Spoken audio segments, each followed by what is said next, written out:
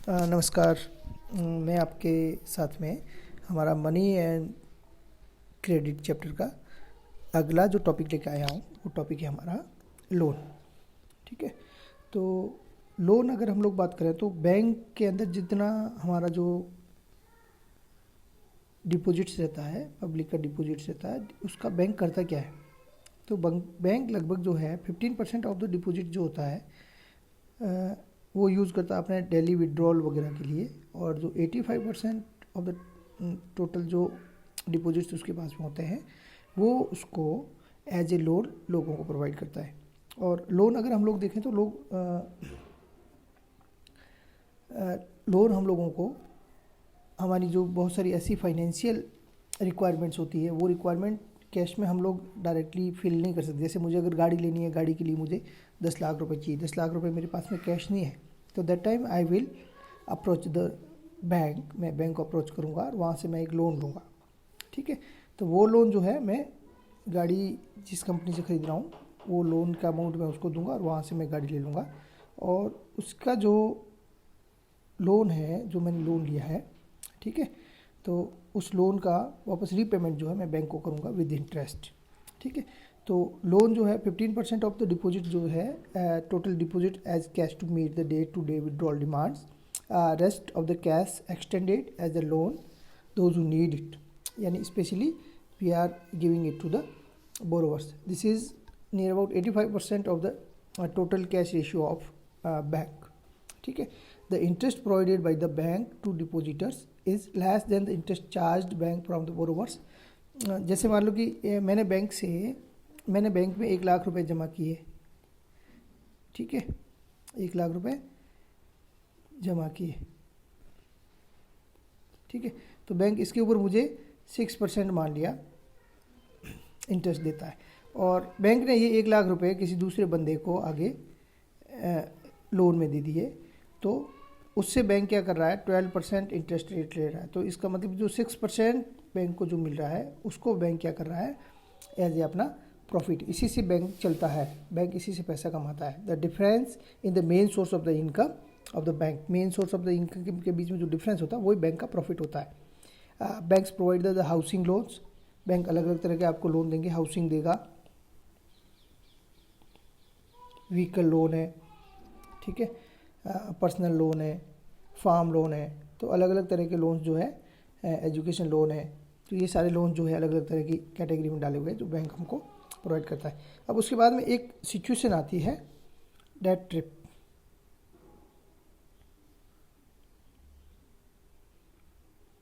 ठीक है, date trip मैं आपको 2 सिचुएशन बताता हूँ, 2 लोगों के बारे में आपको छोटी सी एक स्टोरी बताता हूँ, तो उस स्टोरी से आप समझ पाएंगे कि ये एक्चुअल में है क्या। ठीक है, तो पहला तो एक मुकेश नाम का एक बंदा है, वो टेलर है और उसने एक छोटा सा अपना मैन्युफैक्चरिंग यूनिट लगा रखा है। ठीक है, और उसका मेनली काम क्या है, स्कूल यूनिफॉर्म्स स्टिच करता है और मार्केट में वो सप्लाई करता है। ठीक है, तो इसको एक रिटेलर से ऑर्डर मिलता है, 1000 स्कूल यूनिफॉर्म का ऑर्डर मिलता है इसको। तो मुकेश ने पहले क्या किया था कि 10 मशीन्स लगाई और कुछ कारीगर जो है अपने यहाँ पे लगाए और उसने अपनी मैन्युफैक्चरिंग यूनिट स्टार्ट की। तो उसके बाद में 1000 यूनिफॉर्म का उसको एक ऑर्डर मिला। ठीक है, तो इस ऑर्डर के लिए उसने क्या किया कि जो ऑर्डर देने वाला बंदा था, रिटेलर था, तो उस रिटेलर से इसने क्या किया, 50% उसने एडवांस ले लिया। तो 1000 यूनिफॉर्म का मान लिया कि 1 लाख रुपए कॉस्ट आ रही थी, तो 1 लाख रुपए में से उसने क्या किया, 50,000 रुपये उसने एडवांस में ले लिया, और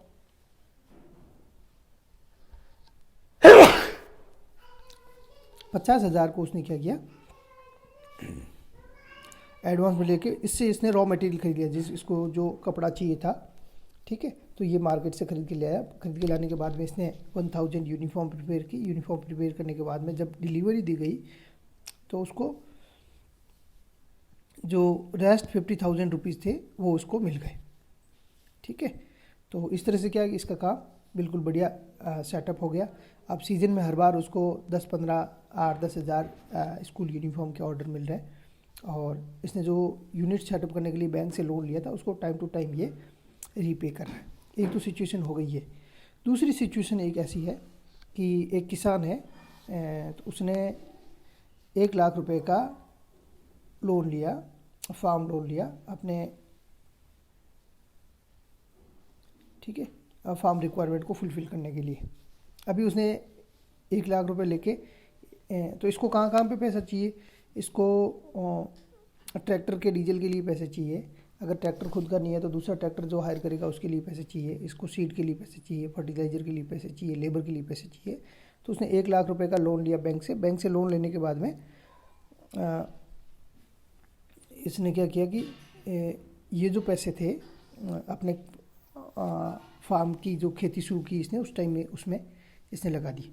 अब प्रॉब्लम ये हुई कि that year there was not sufficient rainfall, सही रेनफॉल नहीं था, तो इसकी जो ये फसल थी ये फसल ग्रो नहीं हो पाई। हाँ, फसल उग गई थी, दोबारा उसके ऊपर कोई रेनफॉल नहीं हुआ। रेनफॉल नहीं होने से इसकी जो ये क्रॉप थी क्रॉप फेल हो गई। अब क्रॉप फेल होने से इसका जो 1 लाख रुपए का इसको इंटरेस्ट पे करना था वो भी ये पे नहीं कर पाया। अब सीज़न पूरा चला गया, नेक्स्ट सीज़न आया, तो नेक्स्ट सीज़न के अंदर दोबारा से इसको, क्योंकि पिछले साल की जो क्रॉप थी पूरी क्रॉप इसकी फेल हो गई, फेल हो जाने से अब इसके पास में कोई पैसा नहीं है, दोबारा इसको अगले साल की प्रिपरेशन करनी है। तो अगले साल फिर इस बंदे ने क्या किया, इसको 1 लाख रुपीज़ की ज़रूरत पड़ी। तो 1 लाख रुपीज़ की ज़रूरत पड़ी तो दोबारा इसने एक लोन लिया, और लोन लेके फिर इसने अपनी फार्मिंग स्टार्ट की। But what happen this year again he face the crop failure. ठीक है, क्रॉप दोबारा से इसकी फेल हो गई। अब क्रॉप फेल हो गई तो पिछले साल का लोन का अमाउंट भी इसका ड्यू था, इस साल इसने और जो लोन लिया वो भी इसका ड्यू हो गया। इस तरह से क्या हुआ, ही ट्रैप इन डेप्ट, ये डेट ट्रैप में फंस गया। मतलब आगे से आगे लोन ले रहा है लेकिन उसको वापस वो रीपे नहीं कर पा रहा है। तो this is called situation of the debt trap. तो डेट ट्रैप के अंदर क्या है, हम लोन तो ले रहे हैं लेकिन लोन को हम रीपे नहीं कर पा रहे हैं किसी वजह से, और हम आगे से आगे उसमें फंसते जाते हैं। तो अब क्या हुआ, उसके ऊपर 3rd ईयर जब उसके पास में आएगा तो फिर उसको लोन चाहिए। क्यों लोन चाहिए, क्योंकि फर्स्ट क्रॉप भी उसकी फेल हो गई, सेकंड क्रॉप भी उसकी फेल हो गई। तो दोनों क्रॉप फेल होगी, तो उन दोनों का रीपेमेंट अभी तक 1 भी रुपया उसका हुआ नहीं है, ना उसने उसका इंटरेस्ट पे किया है। तो अब उसको 3rd ईयर और 1 लाख रुपये चाहिए। अब दिस ईयर अगर मान लो उसकी फसल अच्छी रहती तो ठीक है, अगर इस बार भी फसल फेल होगी तो फिर ये उस ट्रैप से बाहर नहीं निकल पाएगा। This is called debt trap. तो डेट ट्रैप की कंडीशन तब होती है तब अगर किसी ने लोन लिया है और वो लोन को वापस रीपे नहीं कर पा रहा है, दोबारा से नेक्स्ट ईयर उसको और लोन की ज़रूरत है, क्योंकि पिछले वाला लोन से उसको कोई लोन लिया उससे कोई उसको वो मनी जनरेट नहीं कर पाया या आउटपुट नहीं निकाल पाया, तो फिर अगले साल उसको फिर नए लोन की ज़रूरत पड़ी थी। This is called debt trap. Okay, अब उसके बाद में आते हैं हम लोग कोलैटरल। ठीक है, तो कोलैटरल अगर हम लोग बात करें तो whenever we are approaching any bank for the loan, that time bank will say us give us the collateral. Collateral actual में क्या है, it is an asset owned by the borrower. जो बोरोवर है वो उसका asset है, borrower का asset है, asset owned by the borrower. ठीक है, और we have to keep this asset with the bank. ठीक है, with the bank. In exchange of the this collateral bank will provide us the loan. के main इसका मतलब ये है कि कोलैटरल एक गारंटी है जो हम लोगों को बैंक को देनी पड़ती है। और बैंक को किस लिए देनी पड़ती है, बैंक ये कहता है कि भैया आपने अगर मान लो कि हमसे पैसे लिए, लोन लिया, अगर आपने रीपे नहीं किया तो how we will get it back, हमें वो पैसा कौन देगा। ठीक है, तो उसके लिए बैंक क्या करता है, आपसे एक कोलैटरल लेता है। कोलैटरल मतलब एक गारंटी लेता है आपसे। तो वो गारंटी आपको किसी